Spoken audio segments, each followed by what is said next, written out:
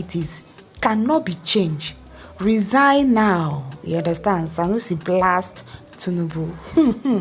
Hey, okay, I don't get much to talk because most of these politicians now they know their way. Because you ask me, I no go tell you what me I no know. I go only tell you the things why I know. If Sanusi they always blast Tinubu, they tell and say make him come up for that seat, make him come up for that seat. That means he know the kind of person where Tinubu be. And we, the poor masses, we will be say, we then they rule. We just do on our own. They pray, make things they better for Nigeria.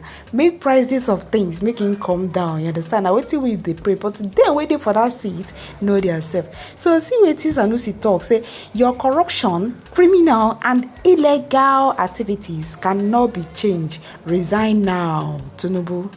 Okay. Now, the breaking news, now I can show you. Don't forget to click this